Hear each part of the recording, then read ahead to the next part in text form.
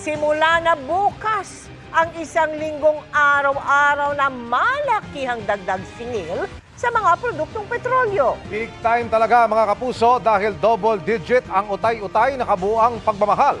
Hanggang 13 pesos sa gasolina, higit 24 pesos sa diesel at sobra sa 38 pesos sa kerosene. Bukas pa nga dapat ang oil price hike pero may 55 gasolinahan ang nauna.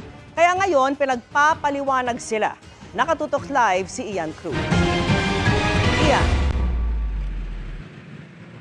Mel, Emil, Vicky, voluntaryo ang mag-uutay-utay ng pagtataas ng mga produktong petrolyo ang mga oil companies simula bukas. Kaya naman 2 hanggang 7 araw na sunod-sunod na magtataas sila ng mga produktong petrolyo. Naghabol ang marami sa pagpapakarga ng langis bago ang big-time oil price hike simula bukas na dulot ng gulo sa Middle East. Hanggang mahigit 24 pesos kada litro ang kabuang imamahal ng diesel depende sa brand. Hanggang 13 pesos ang imamahal ng gasolina at hanggang 38.50 pesos ang gas. Hindi yan isang bagsak kundi voluntaryong uutayin ngayong buong linggo ng mga oil companies. Ang Total at Sea Oil may taas presyo bukas at sa Miyerkules. Araw-araw hanggang Huwebes ang taas presyo ng Shell at Petron. Hanggang Linggo naman ang araw-araw na price hike ng Jetty. Habang hanggang sa susunod na Lunes, ang daily price hike ng Caltex. Para pa konti-konti lang, para maplano natin na maayos kung kailan tayo magpapagas. The rest, I'm inviting them all to also participate in this staggering of prices. Kanina, pinuntahan ng DOE ang isang gasolinahan sa Pasig na Sabado pa lang ay itinaas na sa 79 pesos ang litro ng diesel mula sa halos 52 pesos. Inisyuhan ito ng show cause order o SCO dahil ang presyo nito ay taliwas sa fuel pricing na inilabas ng kagawaran mula March 6 hanggang March 9. Tumanggi magbigay ng pahayag ang manager ng gasolinahan.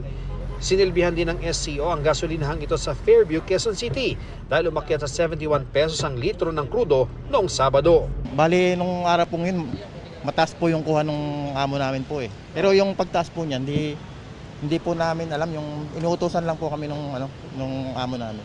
Gayun din ang gasolinahang ito sa North Fairview, Quezon City na Sabado pa pumalo sa 72 pesos ang litro ng diesel.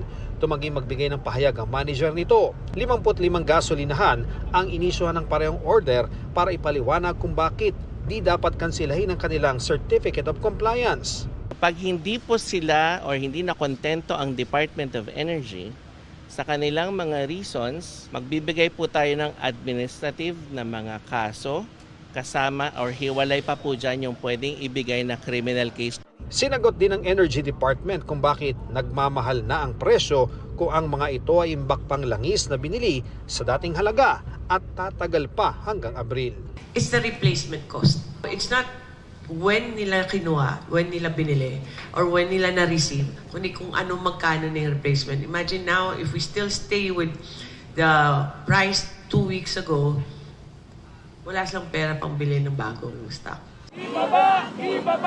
Samantala, nagprotesta kanina ang transport group na Piston. Panawagan nila tanggalin ang excise tax sa langis at ibasura ang oil deregulation law.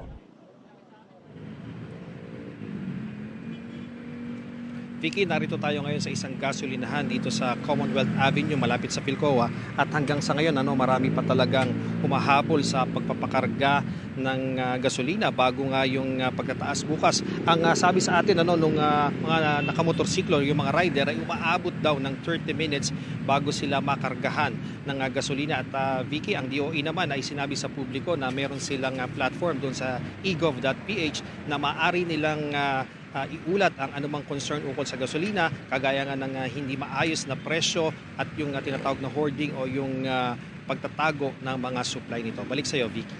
Ian, nasabi mo kanina na simula bukas hanggang sa March 16 ang pautay-utay na implementasyon ng round na ito ng oil price hike. Pero meron na bang impormasyon kung magkakaroon ulit ng panibagong round ng taas presyo sa susunod naman na linggo?